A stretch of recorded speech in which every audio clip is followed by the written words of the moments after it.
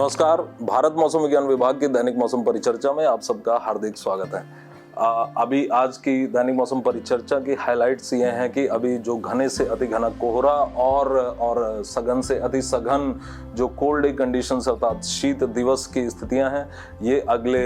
5 दिन तक बने रहने की उम्मीद है। और साथ ही साथ जो cold wave to severe cold wave conditions हैं उत्तरी भारत के मैदानों पर, तो ये भी बनी रहेंगी। हालांकि इसमें अभी अपेक्षितया थोड़ी कमी आई है और इसी तरह की अल्प तीव्रता के साथ ये बने रहने की उम्मीद है। तो आज यदि हम देखें तो न्यूनतम तापमानों की बात करें तो हमें न्यूनतम तापमान 4 डिग्री से कम के तापमान 2 से 4 डिग्री तक के तापमान पंजाब पर कई स्थानों पर मिले, किंतु हरियाणा पर इनकी संख्या काफी घटी और केवल हमें 3 से 4 स्टेशन ऐसे मिले जहां पर तापमान 3 डिग्री या उससे अधिक थे। तो इसलिए यहाँ पर पंजाब पर हमें cold wave to severe cold wave conditions कुछ एक स्थानों पर मिली और छिटपुट स्थानों पर हरियाणा पर मिली। इसके अलावा कोल्ड वेव कंडीशन केवल हमें पश्चिमी उत्तर प्रदेश के 2 स्टेशंस पर 2 स्थानों पर मिली है। तो ये हमारी कोल्ड वेव और इसके बाद में यदि कोल्ड डे कंडीशंस की बात करें तो कोल्ड डे कंडीशंस हमें जैसा कि हम यहाँ देख सकते हैं, ये अधिकतम तापमानों के विचलन हैं उनके दीर्घकालिक औसत से, और इन तापमानों को हम यहाँ देख सकते हैं कि ये 5 डिग्री से भी ज़्यादा अपने जो दीर्घावधि औसत है उससे 5 डिग्री से भी ज़्यादा ये रहे हैं पिछले 24 घंटे के दौरान। और इस वजह से हमें cold day to severe cold day conditions कई स्थानों पर उत्तर प्रदेश और बिहार के और साथ ही साथ पंजाब और हरियाणा के हमें दर्ज करने में आई है।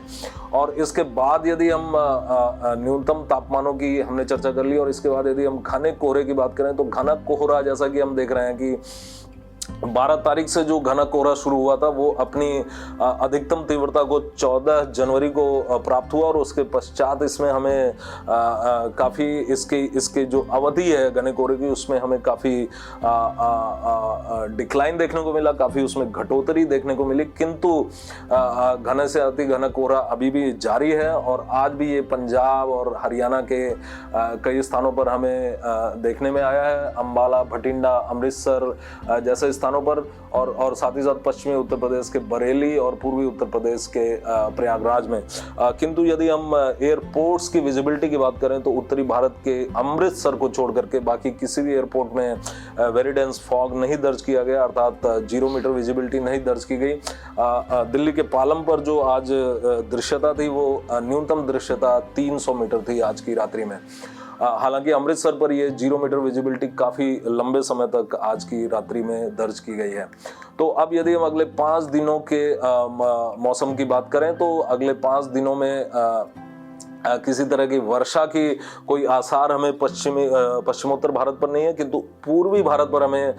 गंगेय पश्चिमी बंगाल, उड़ीसा और साथ ही साथ झारखंड के संलग्न हिस्सों पर हमें कुछ स्थानों से लेकर कई स्थानों पर हल्की से मध्यम वर्षा प्राप्त हो सकती है आज और कल भी, और उसके बाद परसों भी ये छिटपुट स्थानों पर थोड़ी सी वर्षा होने की संभावना रहेगी।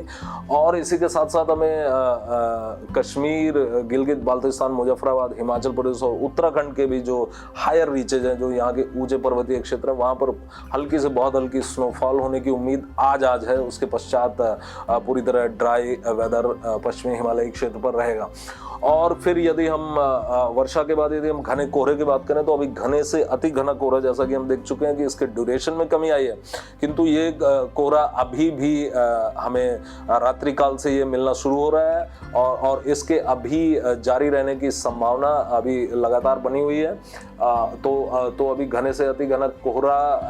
उत्तर भारत के मैदानों पर अभी जारी रहेगा, कुछ स्थानों से लेकर कई स्थानों पर, और अभी फिलहाल इसमें कमी आने की कोई उम्मीद नहीं दिखाई दे रही। और इसी तरह से जो cold day to severe cold day conditions है वो भी अभी बनी रहेंगी।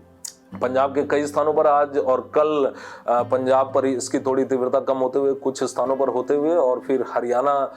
साथ में हरियाणा के कुछ स्थानों पर cold day to severe cold day conditions, और इसी के साथ साथ जो उत्तर प्रदेश पर भी कोल्ड डे कंडीशन आज रहने के पश्चात कल से इसमें कमी आने की संभावना रहेगी पश्चिमी और पूर्वी उत्तर प्रदेश में। और जहाँ तक उसके बाद यदि हम कोल्ड वेव कंडीशंस की बात करें तो कोल्ड वेव कंडीशन, जैसा कि हमने अभी देखा कि पंजाब के कई स्थानों पर 2 से 4 डिग्री तक के टेम्परेचर दर्ज किए गए, जो कि कोल्ड वेव कंडीशंस में आते हैं। और आज भी इसी तरह से थोड़ा रहने की उम्मीद रहेगी, हालांकि इसमें हल्की सी वृद्धि भी हो सकती है। तो कोल्ड वेव कंडीशंस पंजाब पर कुछ एक स्थानों पर रहने की संभावना रहेगी, और कल से ये आइसोलेटेड कोल्ड वेव में पंजाब और हरियाणा पर बदल सकता है, और साथ ही साथ पश्चिमी उत्तर प्रदेश पर भी ये आज आइसोलेटेड कोल्ड वेव कंडीशन, और उसके पश्चात ये इसके समाप्त होने की संभावना उत्तर प्रदेश पर रहेगी। और इसी के साथ साथ जो राजस्थान और पश्चिमोत्तर मध्य प्रदेश का जो हिस्सा संलग्न है, जो पंजाब हरियाणा और उत्तर प्रदेश से संलग्न है, उन हिस्सों पर भी इसी तरह की वेदर कोल्ड डे और कोल्ड वेव के टर्म में देखने को मिल सकती है। तो इस तरह की जो हमें ये cold wave cold day conditions हमें प्राप्त हो रही हैं, इनके पीछे यदि हम थोड़ा सा दृष्टिपात करें तो हम देख पा रहे हैं कि अभी हमारे उच्च क्षोभ मंडल में अपर ट्रोपोस्फियर में लगभग 200 HPA जो कि लगभग 12.6 किलोमीटर समुद्र तल की से ऊंचाई पर स्थित है, वहां पर हमें 140 से 160 किलोमीटर प्रति घंटे 140 से 160 नॉट्स अर्थात लगभग 250 से 250 से 280 किलोमीटर प्रति घंटे की हवाएं हमें देखने को मिल रही हैं। और इन हवाओं के कारण जो ठंडी हवा है, वो ठंडी हवा का यहाँ पर वो ठंडी हवा का सब्सिडेंस हो रहा है, अर्थात हवा यहाँ पर नीचे की तरफ सिंक हो रही है, और उसके कारण ये ठंड की स्थितियां हैं, वो ठंड की स्थितियां कोल्ड डे कंडीशन के रूप में हमें देखने में आ रही है, और साथ ही साथ कोल्ड वेव कंडीशंस के रूप में भी। और इसी के साथ साथ हम ये भी देख सकते हैं कि जो दिसंबर और जनवरी का महीना है, जिसमें हमें लगभग 5 से 7 मध्यम से तीव्र इंटेंसिटी के हमें पश्चिमी विक्षोभ प्राप्त होते हैं, वो पश्चिमी विक्षोभ इस बार की दिसंबर और जनवरी में हमें नहीं प्राप्त हुए। और हालांकि हमें कुछ एक पश्चिमी विक्षोभ दिसंबर के अंत में और साथ ही जनवरी के पहले सप्ताह में प्राप्त भी हुए, तो उनका जो प्रभाव था वो मुख्यतः मध्य प्रदेश, पूर्वी राजस्थान और गुजरात के क्षेत्र पर था। इसीलिए हम यहाँ देख सकते हैं कि ये जो हमें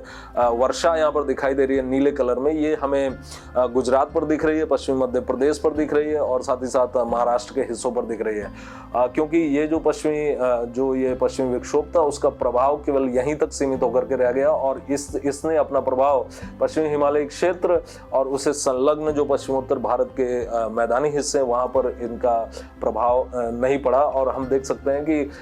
कश्मीर, गिलगित बाल्टिस्तान, मुजफ्फराबाद और हिमाचल प्रदेश, उत्तराखंड पर जो 1 जनवरी से 16 जनवरी तक की जो वर्षा की स्थिति है, वो 75% से लेकर 85% तक की वर्षा कम है दीर्घकालिक औसत से। और दिसंबर के महीने में कोई वर्षा इस क्षेत्र में नहीं प्राप्त हुई, अर्थात 100% का यहाँ पर हम डेफिशिएंसी यहाँ पर अर्थात दीर्घकालिक औसत से 100% वर्षा कम देख सकते हैं। उत्तराखंड पर इसका प्रतिशत थोड़ा सा ज़्यादा है, अर्थात -99% है, क्योंकि यहाँ पर हमें एक पश्चिमी विक्षोभ के कारण, जिसने कि मध्य भारत और पश्चिमी भारत को प्रभावित किया था, उसके कारण हमें उत्तराखंड पर हल्की से बहुत हल्की हमें वर्षा प्राप्त हुई। इसके साथ ही साथ और इस WD की अनुपस्थिति के पीछे जो अनेक दीर्घकालिक जो लार्ज स्केल जो इसके फैक्टर्स हैं, कारण है, उसमें एक कारण एल नीनो की स्थिति का